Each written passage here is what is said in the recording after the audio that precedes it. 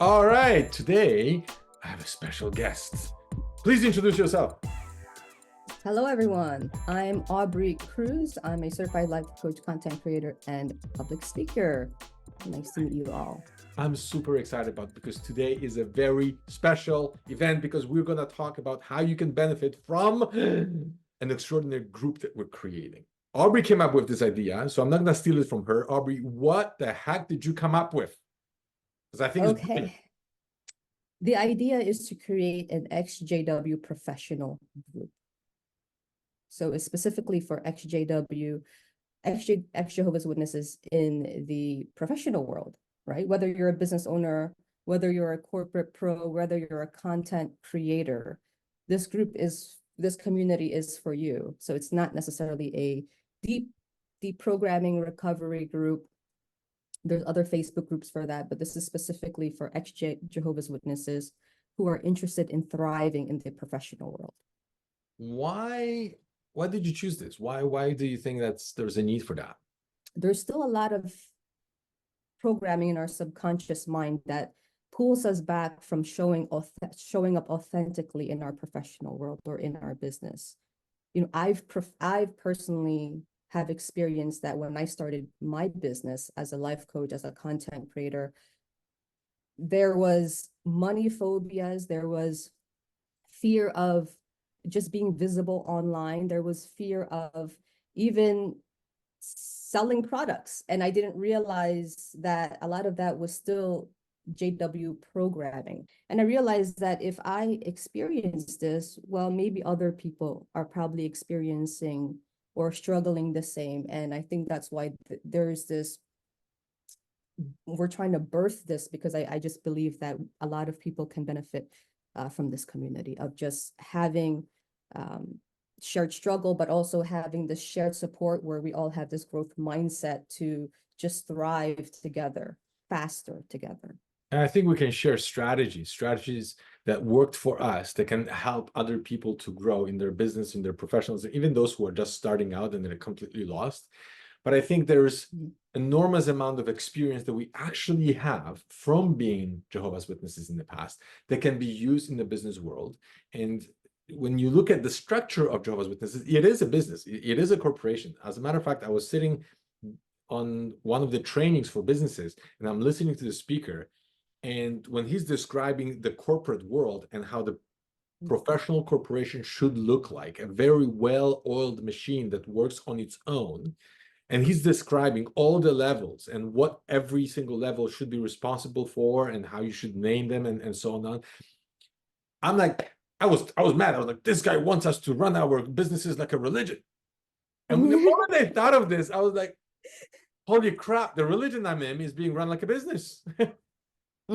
Yeah. And then I clicked, it's like, oh yeah, here are the board of directors is the governing body, right? And there's managers is all the elders in the congregation. And then the people who the working class are the publishers, and they have to turn in their reports and give their hours. And then there's every quarter, there's a quarterly meetings where elders actually have quarterly meetings every quarter, and they discuss, the plans for the next quarter, and they looking at the finances and so on. Like, so the entire structure that he explained, I'm like, that's Jehovah's Witnesses. This is how they operate.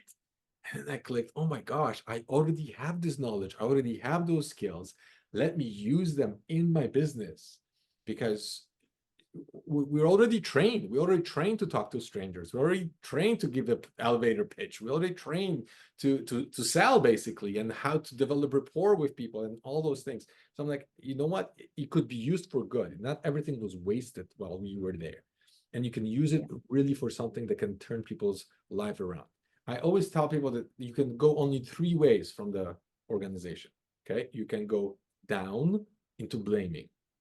And when you exit the religion, a lot of people go down because they go like, okay, they screwed up my life. Right? And then they just blame the organization, blame the elders, blame the people, but then the whole thing is just blaming. I realized, well, blame is lame. Like, there's no going forward with blaming. You lose all your power if you blame others. So that's when you go down. You can go sideways when you simply join another religion, another organization that is also telling you what to do and how to do and so on. And it's not really I think it's a better place than going down, but it's not really a progress in life. You just went sideways. You joined another cult or another religion or another place where you just felt a little bit more comfortable. But it didn't change much of your life. You just exchanged this group of people for this group of people, and that's pretty much it. Or you can go out. You go out, you take all the knowledge, skills, and problems and whatever that you were able to overcome, and then you start building your life. And when you build your life, you also build other people's life. And business is one of the best way of doing this, because when you create something, whatever it is, whether it's you create a YouTube videos, whether you create some content, whether you start your business or whatever you're doing, you have to collaborate with people. You have to. You got to have customers. You got to have other people that you're collaborating with. And learning the skills, a lot of the skills we already have as Jehovah's Witnesses. But unfortunately, there was, it was like there were two classes in Jehovah's Witnesses. The class who was telling us what to do, and the majority of people who were just doing what they were told. And when you create a business, you are now the person who creates a policy. You create the product or the service, you create the rules. So if you are an employee, you follow the rules, you follow the policy, you follow what your boss is telling you. But if you're an entrepreneur, if you're a business owner, you have to create those policies, you have to create the rules, you have to create the structure. And that requires a different mindset. And it's a huge stretch. But believe me, the skills that you already have as a witness, especially if you woke up from it, that means you can think outside the box. You already have a lot of skills that can help you in business. And business is a tough game. It's a tough game because majority of people fail in it. They think they can do it. 50% businesses, they fail in the first year. 96% of businesses fail, okay, in a 10-year period of time. 4% survive. That does not mean they make profit. And I don't want to scare you. It's a tough game, but at the same time, it's one of the most rewarding. One of the most rewarding because you create what you want. You own your time. And when you own your time, you own your life. This is why we're doing this, okay? Because it's a tough game, but if you support each other and we have a similar past and similar challenges, we can definitely thrive. So I love Aubrey, that, Jack. tell me a little bit about your background when it comes to Jehovah's Witnesses. What woke you up? Tell me quickly, how do you end up leaving religion? How was that path and how you can use this now for your business? Yeah. So yeah, just make a long story short, I was in the religion for nearly 2 decades, and I was the only one in my household who was actually a Jehovah's Witness. I got baptized when I was a teenager, and I was introduced to it in my mother's side of the family. And there's definitely benefits to that. I had special challenges being in, I guess, I don't know, divided household. I guess that's what you Same call with it, me, right? yeah. Yeah. And I had to learn how to armor up really quickly when I was in that environment by myself. I had to learn how to be self-disciplined and have self-control very quickly. I was very goal-oriented, very ambitious, and I learned how to become very resourceful very quickly because I wanted to just focus on, what did they say? Keep my eyes on the prize. And so I learned very quickly who I should attach myself to.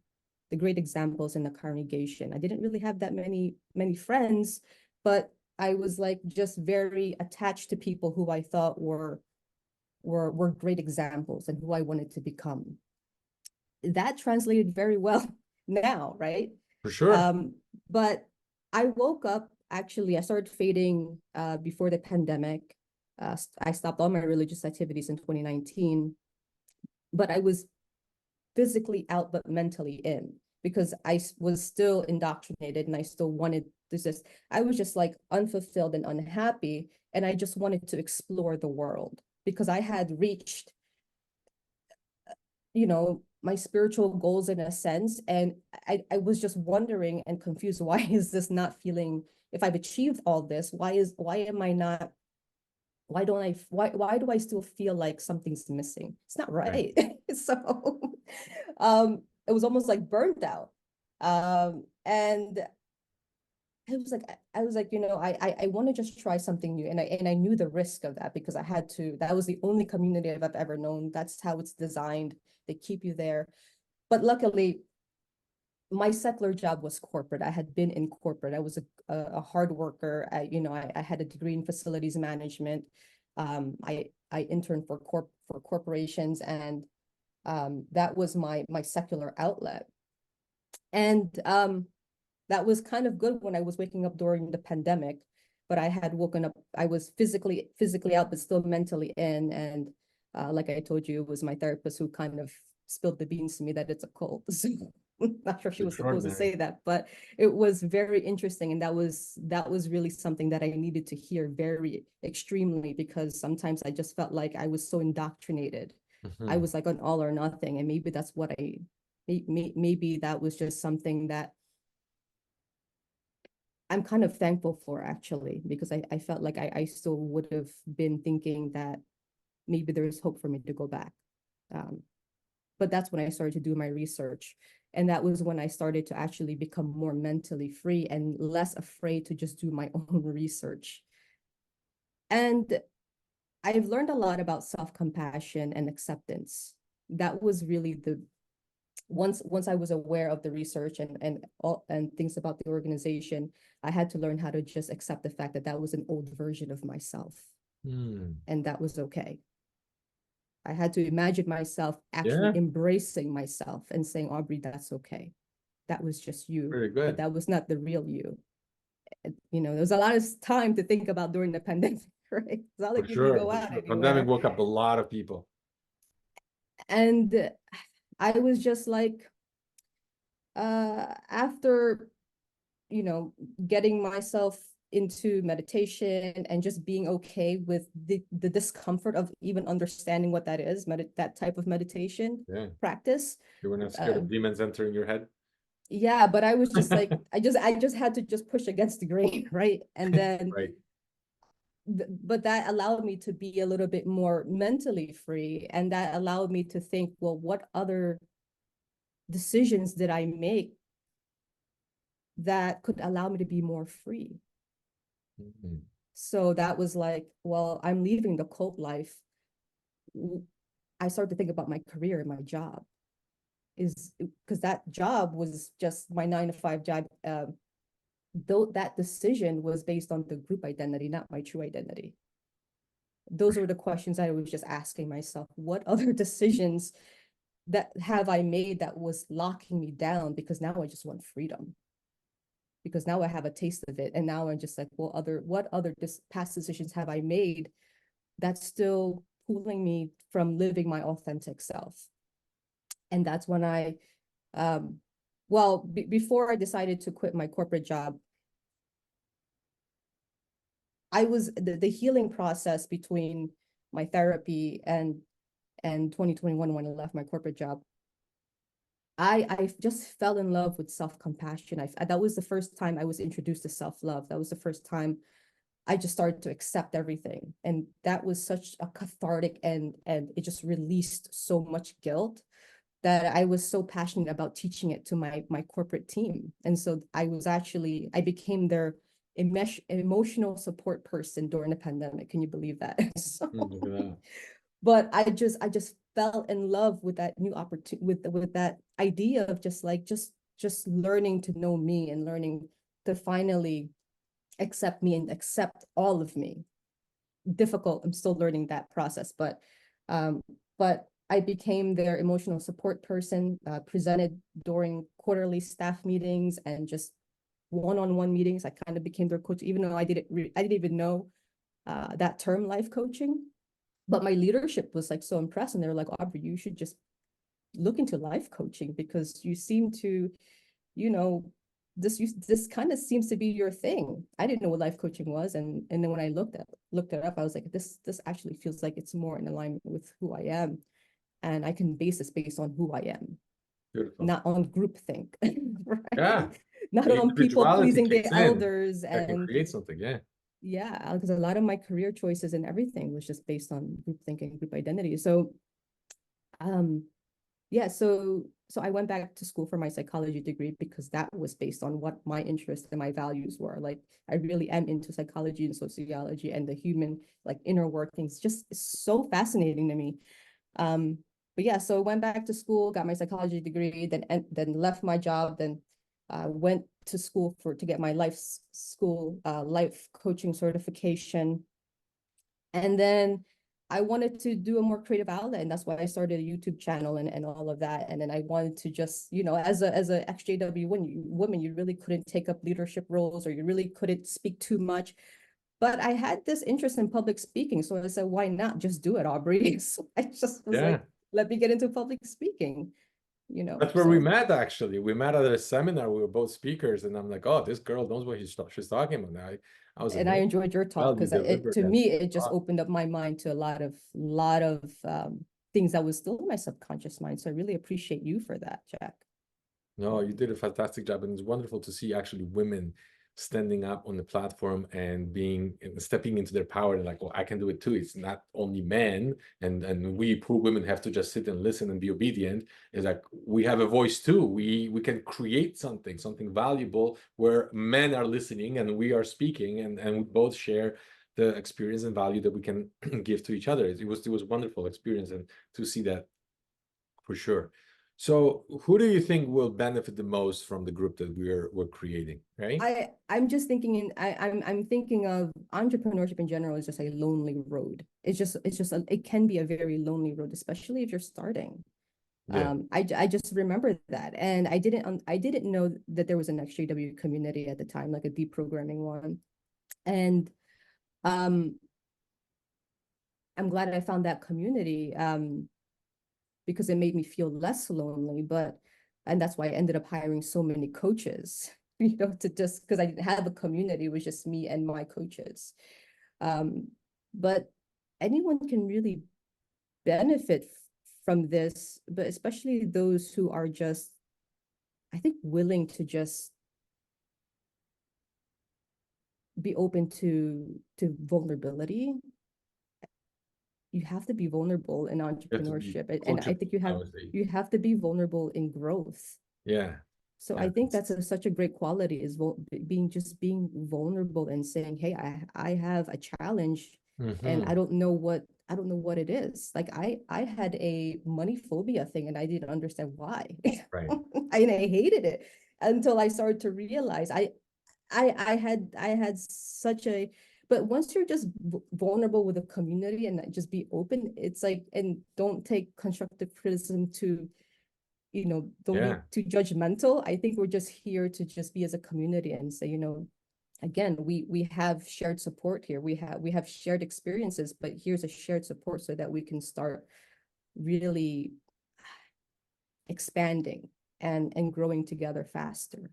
I think the So people just who will benefit the most are people who want to create something, mhm, but because of a lot of the programming, maybe due to Jehovah's Witnesses, they're hitting a brick wall and they're like, I'm hitting this plateau and I don't know how to go through this. And very often it's because of the programming, like you said, our relationship with money, our relationship with success. A lot of this programming was so deep where we're like, okay, I need to stay humble. If I mhm, become successful, if I become wealthy, then people will judge me, right? It's easier for a camel to go through the eye of a sewing yeah, needle than for a rich person to go to the kingdom. And all those misrepresentation of what spirituality is all about, it prevents people because they're in there and in your subconscious mind. It prevents people from success. And even if they succeed, they usually don't want to celebrate their success because they're afraid of judgment, or they sabotage their success, which is even worse because they yeah, don't feel like they belong in the peer group. They will lose love if they succeed. And the Jehovah's Witnesses often would quote the scripture that would say bad association spoils useful habits. But at the same time, if you want to create good habits and create some success in life, you got to surround yourself with people that will support that success, people who will cheer you on every absolutely. time you make progress. And I tell you what I learned, that it's the strongest thing in our psychology is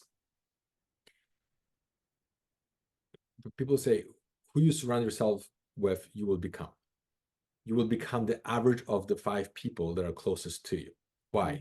Because they will have expectations of you. Whether you want it or not, they're going to have certain expectations. If you get married, you're going to hear some expectations from your spouse. 100%. Okay. When you're in love and you fall in love, they will have 0 expectations. You just be here and I'm happy. But very quickly, you're going to realize they ain't the full game.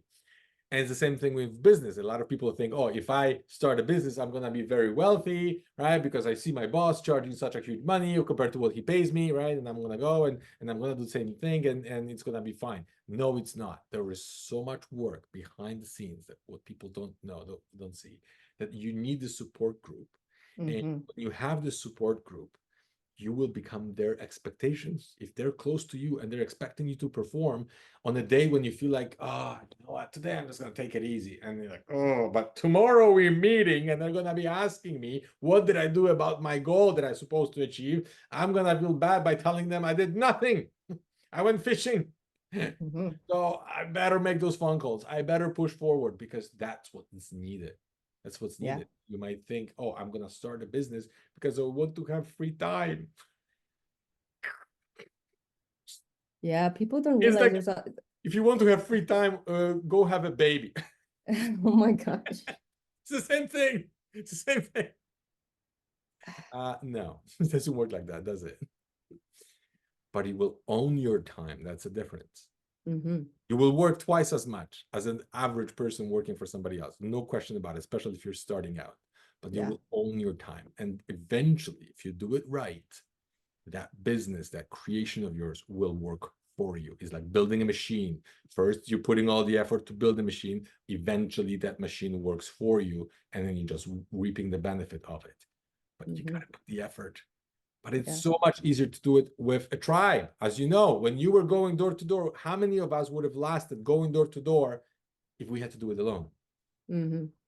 Without writing the reports, without going to the end of at the end of the month and saying, this is what I have done. How many of us would have done it? Watch JWs right now who don't have to turn in their field service report and watch them going door to door. Their willingness to go door to door goes down right to next to 0. Oh, I said something about Jehovah to a child in the kingdom hall. That's good enough. I preach. Thank you very much. We need accountability. We need the tribe that will help us through the tough times. And this is why we're creating the exJW professional group, because that's what's needed. We needed it. Yeah. You will need it. We will support you. We will need the support. And eventually you will see the benefits of it. Very few people believe in coaching because they think, oh, you know what? If I pay a coach, I'm going to waste my money. I'd rather spend the money on something else. I tell you right now, the reason why people pay for coaches is because it's cheaper. It's faster. If you don't pay for a coach, you're going to pay for your mistakes. It's faster. And they are a lot more expensive than the coach. Okay. So if you have a group that it's actually free to join, and there are people there sharing a lot of challenges that they were able to overcome that you're going to face later on, then that is priceless. You can't even put a price on this. Okay.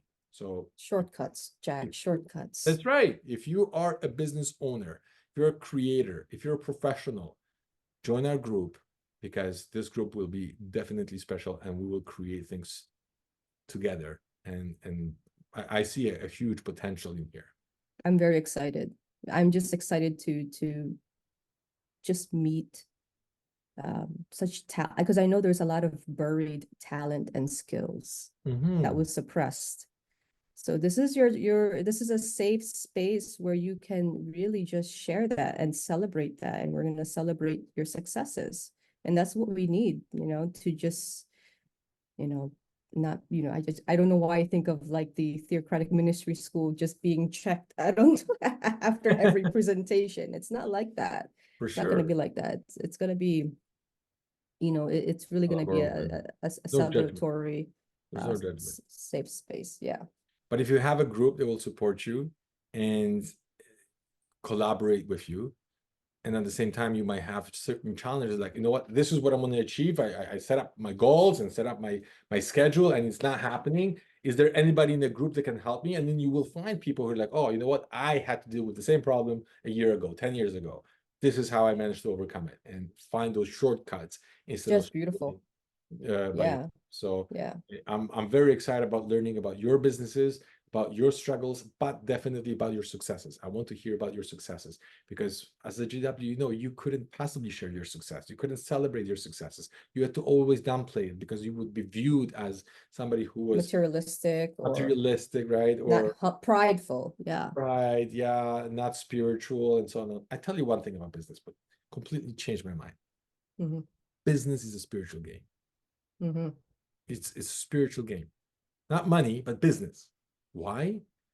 Because you, as a business creator, you have to visualize something that doesn't exist yet. You have to have faith that it will work out, and you have nothing to back it up with. But you got to have faith that nobody else has.